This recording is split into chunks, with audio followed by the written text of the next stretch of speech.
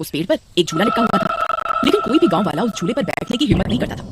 एक दिन घसीटा और उसकी पत्नी निर्मला सो रहे होते हैं, तभी उन्हें खिड़की से किसी के रोने की आवाज आती है। इस वजह से घसीटा की नींद खुल जाती है। अरे ये कौन है? हे भगवान, लगता है आवाज उसी बरगद के पेड़ की तरफ से आ रही है। अरे निर्मला, जल्दी उठो, देखो ना, आज फिर से वही रोने की आवाज आ रही है। हे भगवान, ये रोने की आवाज तो उसी झूले की तरफ से आ रही है। तुम डरो नहीं, मैं अभी देखता हूँ। फिर घसीटा खिड़की की तरफ जाता है तो उसकी आंखें फटी की फटी रह जाती हैं। उसे झूले पर एक औरत दिखाई देती है। उसने सफेद रंग की साड़ी पहनी होती है और रो रही होती है। अरे निर्मला, जल्दी यहाँ आओ, देखो झूले पर कोई बैठा हुआ है। फिर निर्मला भी जल्दी से खिड़की की ओर जाती है और उस औरत को देखने लगती है। अजी, ये वही चुड़ैल तो नहीं जिसने इस झूले पर अपना कब्जा कर रखा है? तुम्हारा दिमाग खराब तो नहीं हो गया? वो सिर्फ एक औरत है। अजी, भला रात के 2 बजे कौन पेड़ के नीचे झूला झूलता है? अब तुम रुको, मैं अभी बाहर जाकर देखता हूँ। अरे रुको रुको, तुम्हारा दिमाग खराब तो नहीं हो गया जो खुद मौत के मुंह में मरने के लिए जाना चाहते हो? मैं आपको कहीं नहीं जाने दूंगी। तभी वह चुड़ैल अचानक से गायब हो जाती है। ये सब देखकर वे दोनों डर जाते हैं। अरे मर गई रे, ये तो गायब हो गई। मैंने आपसे कहा था ना जी, ये कोई आम औरत नहीं है। तुम सही कहती हो निर्मला, इस झूले में जरूर कोई गड़बड़ है, तभी कोई गांव वाला इसके आसपास जाने में भी डरता है। अजी, आज तक तो हमने इस झूले के बारे में सिर्फ अफवाहें ही सुनी थी, आज तो अपनी आंखों से देख लिया। मैं अब इस घर में और नहीं रहने वाली। फिर अगले दिन निर्मला का भाई अपनी पत्नी के साथ शहर से उसके घर आता है। अरे निर्मला बहन, तुम कहाँ हो? अरे भाई तुम, आज तुम्हें अपनी बहन की याद कैसे आ गई? बस ऐसे ही बहुत दिन हो गए थे, तो मैंने सोचा अपनी प्यारी बहन से मिल लूं आज। फिर वे लोग पूरा दिन हंसी मजाक करके बिता देते हैं और फिर रात होने पर बबलू भाई, तुम नीलू के साथ इस कमरे में सो जाओ, हम साथ वाले कमरे में सो जाते हैं। और हाँ, तुम्हें किसी चीज की जरूरत हो तो मुझे बता देना। फिर इतना बोलकर निर्मला अपने कमरे में सोने के लिए चली जाती है। फिर कुछ देर के बाद नीलू की नजर खिड़की के बाहर उस झूले पर पड़ती है। अजी इधर आइए, वो देखिए, वो पेड़ के नीचे एक झूला लगा हुआ है। हमारे शहर में तो ऐसा कहीं देखने को नहीं मिलता। चलिए ना, मेरा बहुत मन है झूला झूलने का, चलिए ना। अरे रुको रुको, अभी तो रात हो गई है, सुबह होते ही झूले ना, अभी सो जाओ। फिर इतना बोलकर बबलू सोने चला जाता है, लेकिन नीलू उसी झूले को देखती रहती है। अजी सुनिए ना, चलिए ना, मेरा बहुत मन है। लेकिन बबलू नीलू की बात को अनसुना कर देता है और सो जाता है।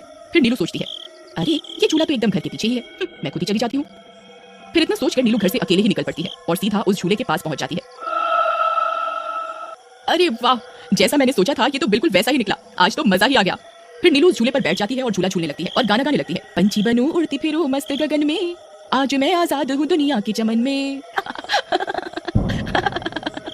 अरे वाह। फिर नीलू कुछ देर रात खुशी खुशी झूला झूलती रहती है। अरे वाह, आज तो मजा ही आ गया, चलो घर चलती हूँ, अगर इनकी नींद खुल गई तो ये बहुत नाराज हो जाएंगे।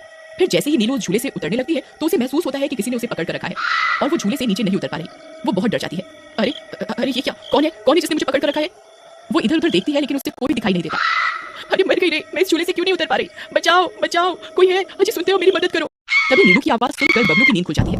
निर्मला और घसीटा भी उठ जाते हैं और भागते हुए बबलू के पास आते हैं। अरे बबलू, ये तो नीलू की आवाज थी ना, वो कहाँ है?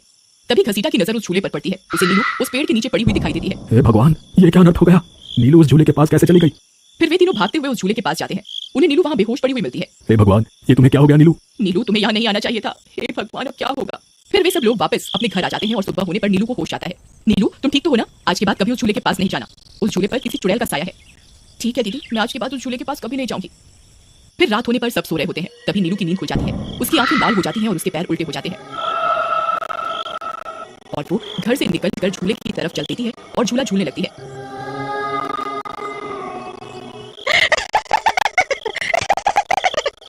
उसकी हंसी सुनकर उन सबकी नींद खुल जाती है। निर्मला और घसीटा भागते हुए बबलू के कमरे में आते हैं और नीलू को वहां ना पाकर परेशान हो जाते हैं।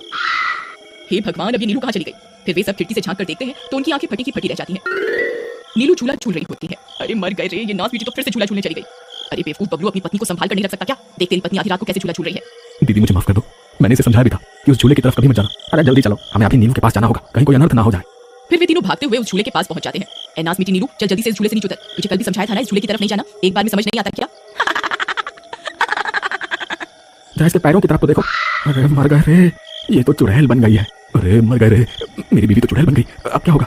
अरे भागो रे भागो, सब अपनी जान बचाकर भागो। अरे मैं तो जीते जी विधवा बन गया। अरे मेरी बीवी तो चुड़ैल बन गई। फिर वे तीनों वहां से भाग जाते हैं। तभी उन्हें रास्ते में कुछ गांव वाले मिलते हैं। अरे घसीटा भाई, क्या हुआ? इतनी रात गए, कहाँ भागे जा रहे हो? अरे भाई, इसकी पत्नी नीलू शहर से आई थी और रात को वो बरगद के पेड़ के नीचे बंधे झूले पर झूला झूलने चली गई।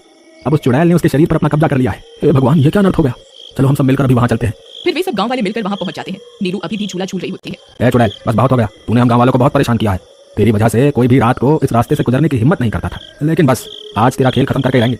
चलो भाइयों, आज इस चुड़ैल को जिंदा नहीं छोड़ना बता रहे हैं। भाइयों, हमें इस झूले को इस पेड़ से काट कर अलग करना होगा। फिर कुछ गांव वाले खंजर से झूले की रस्सी तोड़ देते हैं। झूला टूटते ही नीलू नीचे गिर जाती है और चुड़ैल गुस्से में नीलू के शरीर से बाहर निकल जाती है। हे गांव वालों, ये तुमने सही नहीं किया, अब तुम सब मरोगे। भाई जल्दी से इस झूले में आग लगा दो, हो सकता है इस झूले के जलने से ये चुड़ैल भी मर जाए। तभी एक गांव वाला उस झूले को आग के हवाले कर देता है। उस झूले में आग लगते ही वह चुड़ैल भी तड़पने लगती है और